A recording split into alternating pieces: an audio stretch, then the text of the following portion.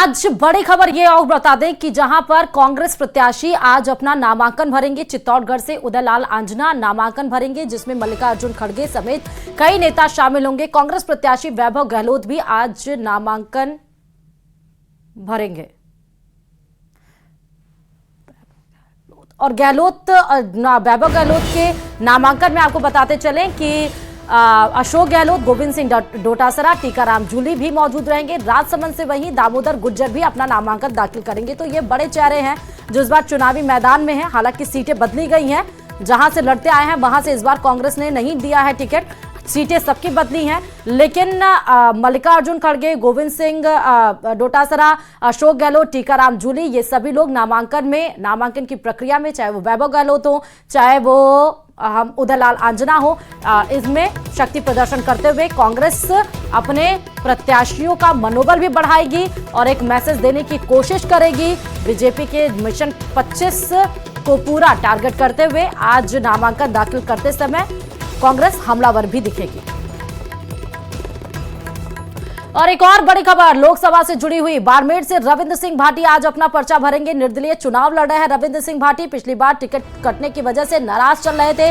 रविंद्र सिंह भाटी ने मंच से ही ऐलान कर दिया था कि वो निर्दलीय चुनाव लड़ेंगे और जिस तरह उनके रैली में, उनकी जनसभा में भीड़ एकत्रित हो रही है, वो जरूर धड़कने बढ़ा रही है, चाहे वो बीजेपी हो चाहे वो कांग्रेस। सबसे ज्यादा तो बीजेपी की धड़कने बढ़ा रही है। जनसभा को भी संबोधित करेंगे रविंद्र सिंह भाटी। आज निर्दलीय अपना नामांकन दाखिल करेंगे। लोकसभा चुनाव करीब है और बढ़ती गर्मी के साथ सियासी तापमान भी बढ़ता जा रहा है। वहीं जुबानी जंग भी तेज होती जा रही है। कैबिनेट मंत्री मदन दिलावर ने गहलोत और डोटासरा को लेकर अपना बयान दोहराया है। दिलावर ने कहा है कि वो दिन दूर नहीं जब दोनों जेल में होंगे। गहलोत ने पेपर की रखवाली की और उनकी सह पर ताले खोलकर पेपर बेचे गए हैं। देखिए रिपोर्ट। लोकसभा चुनाव के घमासान के बीच चुनाव प्रचार दम पकड़ता जा रहा है और फिलहाल बयान भी सुर्खियों में है। दिलावर साहब, सबसे पहले तो फिलहाल चुनावी जो माहौल है वो आपके नजरिए से, आपके चश्मे से क्या कहता है? मेरे चश्मे से ही बताना ठीक नहीं है। राजस्थान की जनता और देश की जनता ये कहती है कि हम वर्तमान प्रधानमंत्री श्रीमान नरेंद्र जी मोदी को 400 ज़्यादा सीटें भारतीय जनता पार्टी की जिता कर देंगे और उनको पुनः प्रधानमंत्री बनाएंगे। 25 सीटों का हिसाब बात करें तो 25 कमल आपने देने का वादा किया है। 25 की 25 सीट होगी, परंतु जितने वोटों से पहले जीते थे उससे ज़्यादा वोटों से जीत करके देंगे। ठीक है। और टोंक में एक बयान आपका सुर्खियों में, जो राजस्थान भर में डोटासरा और गहलोत को लेकर के जो बयान दिया था सलाखों में पहुंचाने को लेकर, वो मेरा बयान सही था, क्योंकि गहलोत साहब ने पेपर की रखवाली ऐसे लोगों का रखा जो कांग्रेस के कार्यकर्ता थे और उन्होंने ही ताला खोलकर पेपर बेचे अशोक गहलोत जी की शह पर, डोटासरा जी की शह पर।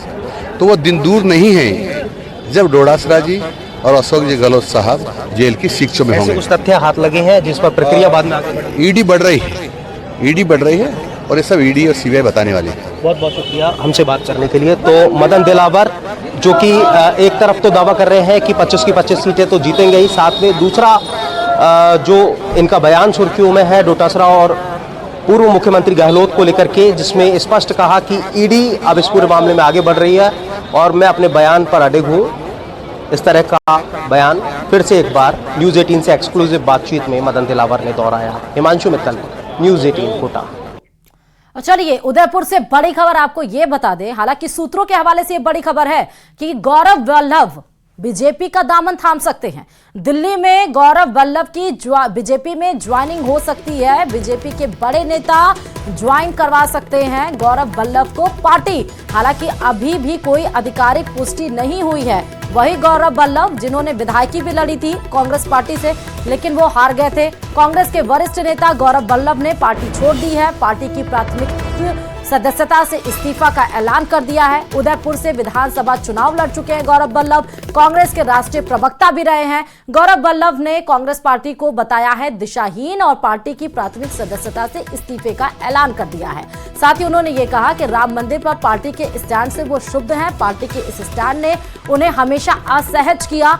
उन्होंने ये भी कहा कि मैं सनातन विरोधी नारे नहीं लगा सकता हूं। कांग्रेस गलत दिशा में आगे बढ़ रही है। खबर पर संवाददाता कपिल जुड़ गए हैं। कपिल, 2 पेज का नोटपैड में सब कुछ बातें लिख दी और लास्ट में ये भी लिखा कि वो हताश है, निराश है पार्टी छोड़ने के लिए। लेकिन ये सूत्रों के हवाले से खबर आ रही है बीजेपी ज्वाइन कर रहे हैं क्या गौरव वल्लभ? बिल्कुल, देखिए सूत्रों के हवाले से जानकारी मिल रही है कि गौरव वल्लभ आज ही बीजेपी ज्वाइन कर सकते हैं।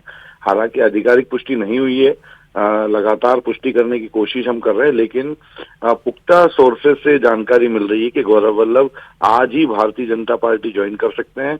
दिल्ली में उनकी ज्वाइनिंग हो सकती है और भाजपा के बड़े नेता, जॉइंट सेक्रेटरी स्तर के जो नेता हैं, वो भाजपा के गौरव वल्लभ को पार्टी में लाने की जो काम है वो कर सकते हैं। हालांकि आधिकारिक पुष्टि का इंतजार किया जा रहा है, लेकिन आप देखिए कि जिस तरह से गौरव वल्लभ ने अपने लेटर जो कि मल्लिकार्जुन खड़गे को लिखा है, उसमें जिस तरह की लैंग्वेज का उपयोग किया है, उससे भी ये अंदेशा नजर आता है, एक चर्चा का विषय बन गया है कि शायद वे भारतीय जनता पार्टी की ओर अपना रुख आगे ले जा रहे हैं और यही वजह है कि उन्होंने कांग्रेस पार्टी के सभी पदों और प्राथमिक सदस्यता से इस्तीफा दिया है। मुख्य रूप से उन्होंने सनातन विरोधी और आर्थिक मसलों को लेकर कांग्रेस की जो नीति है उससे सहज नहीं होना बताया है और इसी मसले को लेकर उनके द्वारा कांग्रेस की प्राथमिक सदस्यता से इस्तीफा देने की बात कही गई है। हाँ, लेकिन अभी ये सूत्रों के हवाले से ही खबर है कि गौरव वल्लभ, बहुत बहुत शुक्रिया कपिल, कि गौरव वल्लभ बीजेपी ज्वाइन कर सकते हैं। लेकिन एक सवाल और होता है, जो पार्टी के प्रवक्ता रहे हो, मेन प्रवक्ता रहे हो, जिन्होंने पार्टी का स्टैंड रखा, अचानक से वो पार्टी के स्टैंड से बेरुख हो गए हैं, तो बड़ा सवाल है। लेकिन फिलहाल क्या बीजेपी ज्वाइन कर रहे हैं ये देखना होगा। चलिए, आप 5 मिनट में 25